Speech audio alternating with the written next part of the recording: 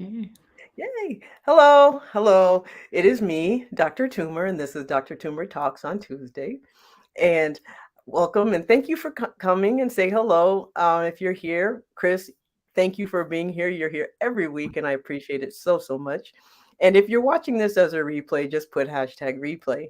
Well, today, and I apologize for starting late. I had some technical difficulties, and hopefully my Wi-Fi and everything will hold up throughout the show tonight. So tonight I have Dr. Isabelle Amigues, and she is a rheumatologist. And we've talked about joint pain. I get um, a lot of complaints of joint pain, and a lot of the reason why people come to me and their incentive to lose weight is because of their joint pain. And so I'm going to let you introduce yourself. Tell us what you do, and we'll just get right into it. Yeah, absolutely. Well, thank you so much for having me, Dr. Toomer, first of all. It's really an honor. And yeah, so I'm a rheumatologist. So I trained in France. I did my whole residency, my whole fellowship, and I was a rheumatologist in France. Then I moved in New York City and I repeated my residency, repeated my fellowship, and I could not imagine doing anything else than rheumatology. So that's what I did. And now I am in Denver, Colorado, where I opened the first direct care practice or concierge rheumatology practice in Denver, Colorado. Uh, and I'm loving what I do. So I'm very passionate about rheumatology. So Yes, yeah. To do two residencies and two fellowships, you in must be. rheumatology, yeah, I love it. One is hard enough, Yeah, I but know. to do it twice, wow, that's Yeah, dedication. but when you like it, it's fine. And Yeah, yeah, it's love. I loved it. I love it. I would not repeat the internship in the US. That's all I know. I can repeat yeah. residency, fellowship. I'm fine. Not internship. Never Not again. not not interested. No. So you said you're in Denver, Colorado. So does Mhm. that mean only people you can help only people in Denver, or do you do any type of telehealth of any kind so that people Oh, anywhere in Colorado can come? I definitely do telehealth. I love telehealth. I mean, I love my patients. I love seeing them in person for sure. But there's a lot that you can get from just talking to someone, especially in rheumatology. We say that about 70 to 90% is basically from discussion, from hearing our patients. And yeah, so I do telehealth in Colorado. I also can see patients in Minnesota, Wisconsin, and there's another one. I don't remember suddenly. Michigan, yeah, Michigan, Oh, Wisconsin, okay. yeah, yeah. That's my home state. Oh, nice, yeah, So, yeah, yeah. So, I mean, yeah, mostly I'm focusing on Colorado and the surrounding states, but mhm. yeah, basically, pretty much. Oh, well, that's good to know. Mhm. And I'll make sure I put it in the comments once this goes into the pages and everywhere. So I have a question then. So when, as you know, we've talked quite a bit about the different things that people complain about. We talk a lot about how important it is to listen. And so often when people come to me and they say they have joint pain, and I do refer often to rheumatologists if I suspect it's something more than just, osteoarthritis, just a little wear and tear, Yeah. or, and especially if they've been complaining about it for a while and they've never been worked up. So when someone comes to you for knee pain or hip pain, how do you work them up? What should they expect? So I think the first important, like the most important thing in rheumatology is to differentiate between what we call mechanical and inflammatory joint pain, because it really tells us a lot. If it's mechanical, like the wear and tear, but is it wear and tear because of inflammation? And any sort of inflammatory arthritis is going to lead to osteoarthritis, which is what we usually call the wear and tear. And so you have to know, is this inflammatory or is this mechanical? And I usually tell my patient, I'm like, there's 3 questions that I'm going to ask every single one. I mean, if I don't, it means that I have some issues because I will always ask those 3 questions. Is the pain worse in the morning? Is the pain improve with exercise? And is there any morning stiffness of more than 30 minutes? And then there is another one, which is like, is there swelling of the joints? But it has to be like assessed clinically, or I wanted to look at it. Um, Mhm. those are like really the major question. If there is a yes at any of those questions, then we are maybe looking at an inflammatory arthritis. And yeah, there can be evidence of osteoarthritis, which is what we're calling this wear and tear. But where is that coming from is really the question. Is it, just a wear and tear, or is this just like an inflammation and like sort of the end result of an inflammatory arthritis? So that's the first thing. And then in terms of the knee pain and the hip pain, so one thing, so that's sort of a little thing, is to know that when we have knee pain, it can come from the hip. So you always assess both. So that's a very, very important question. And then we are basically like, so is this inflammatory? Is this, mechanical? And then is there any other joint that are affected? And then we're looking at, is there any sort of instability of the knee? Is there any sort of click when you examine? Is there any clicks in the hip, any clicks in the knee? And then basically the exam is going to tell us a lot. And because you're in weight loss, of course, we're looking also at, is there overweight? But there is something that's really of interest here, is that very often primary care physicians are going to think, okay, well, this patient is overweight. That's why they have knee pain or hip pain or so not, right? Or back pain. The thing though, and I think that that's really important to realize, is that adipose tissue, which is the fat tissue in our body, is actually pro-inflammatory.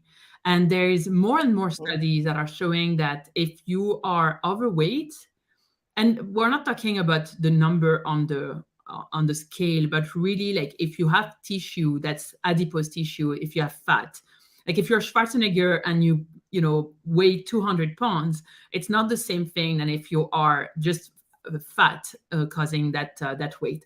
Well, this fat tissue is causing potentially psoriatic arthritis or rheumatoid arthritis. And not only can it cause a disease, an inflammatory disease, it can also cause flares or more severe disease. And so I think that that's actually really important to realize that if you have joint pain of your knees or your hips, you cannot just necessarily just say, oh, I'm overweight and that's the reason. Even if you are overweight, it might still be an inflammatory arthritis. So I think that that's something I wanted to put out there. Yeah, and that's something that does happen quite a bit. As you know, we've talked before. I've lost over 100 pounds total, and prior to that, every single complaint was always attributed to my weight. Yeah, no matter what it was. And so, which is one of the reasons why I do like to know what people's symptoms are, and have them investigated, regardless of, because we do assume, and not only do doctors assume, and we do that, but we internalize that even as patients. Yeah. And so, we don't bother getting it checked because we think that that's what it's from. Yeah. And so when someone does, it's very clear that when you lose fat, it does reduce some of the inflammatory process that happens, and it does gives you some weight relief off of your joints. So when someone is overweight and that it's exacerbating their issue, may not be causing it, but it's definitely making it worse, what do you do in those situations? So as a rheumatologist, I mainly deal with patients who have inflammatory arthritis. Okay, so that's I think that we have to address this. And then I work with them. So we have treatments for inflammatory arthritis. It's amazing treatments. But I'm gonna share something that I really love. So I do talk about diet. I think that what we put in our body is really important, and especially in the US, I will say, because the US food can be very processed, and it's only when I didn't realize it until I traveled back to France. And I realized that I had no more GI symptoms. And I was like, oh, wow, I had not realized how much the food was changing my GI tract in the US. So to come back to this inflammatory arthritis, so I do talk about the fact that you are trying to have a healthy diet.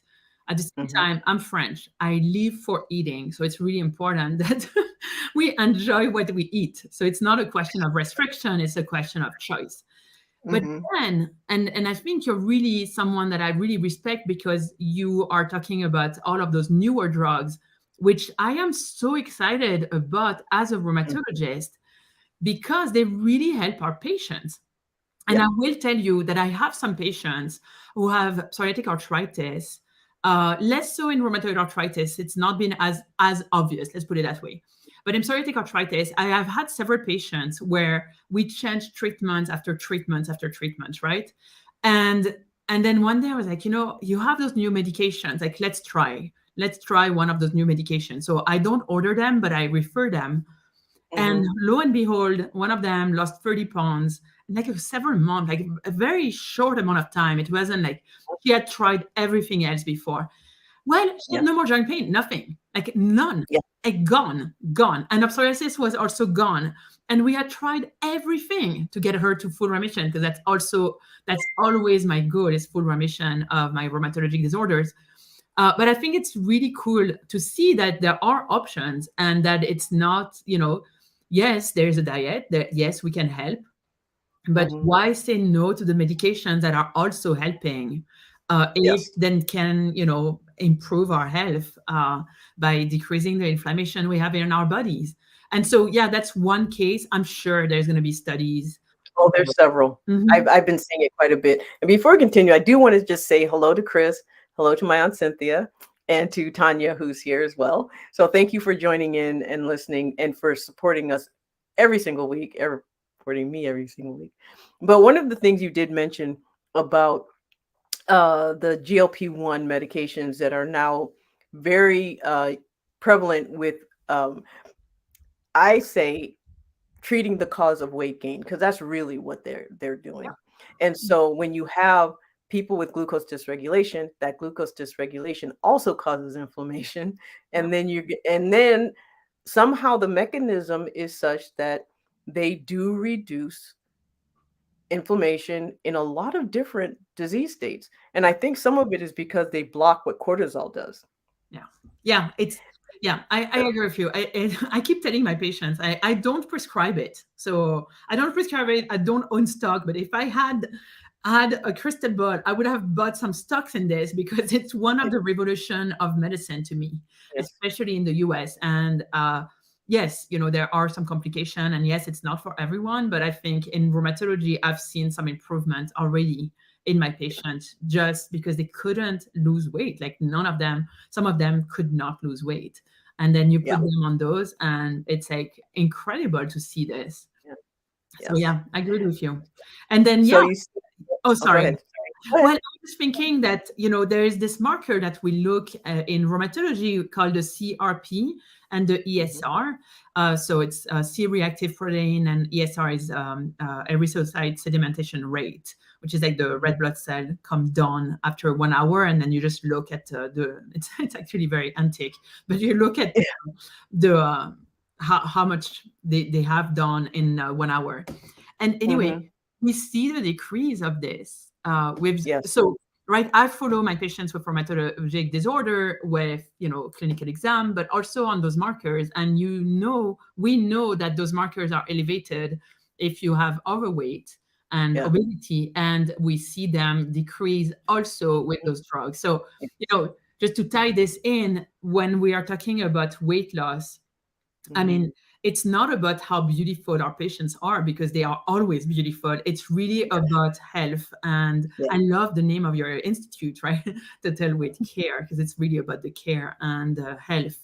And I think it does help to know that you're going to decrease the inflammation in your whole body. And currently, there's so much data. So I can talk as a rheumatologist.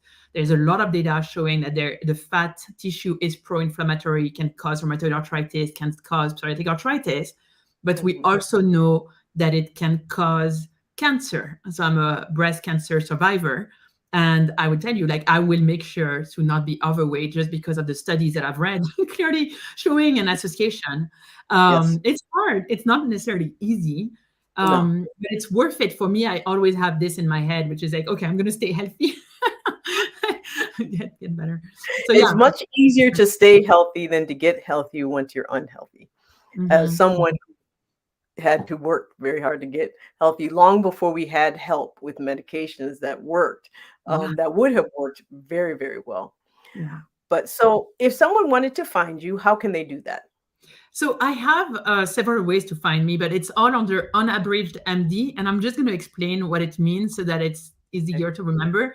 So Unabridged is this non-edited version of basically seeing the patient and seeing myself. So I see the patient as a whole. So it's a holistic rheumatologic practice. But I also see like that I'm offering the whole of me, non-edited. And so I have a podcast of the same name called Unabridged MD, in which you are on, and you were such an amazing guest. Thank you again. So I have the podcast. I have, if you're interested in rheumatology, I have a YouTube channel that I've just started, Rheumatology 101 by Dr. Isabelle Amigues. But I think if you look at Rheumatology 101, you'll find me. And then my website, unabridgedmd.com, as well as Instagram. And I don't really look at TikTok. I know you're a big hit on TikTok. I'm not yet there. I think I have an account there, but I don't really touch it. And then yeah, Facebook on UnabridgedMD. Okay. Yeah, TikTok's animal, a beast of its own. Yeah, I still don't understand it, but I do really love the unabridged, meaning the unedited, and that really speaks to me as we've talked about before. yeah. Well, thank you so much for coming. And please, I'm gonna have you come again because there's so much more we can talk about. And so if you want to find Dr. Isabelle Amigues, Unabridged MD, Facebook, Instagram.com. You can find her, and also Rheumatology 101 on YouTube. Yeah. So good night, and thank you again for listening. Thank you.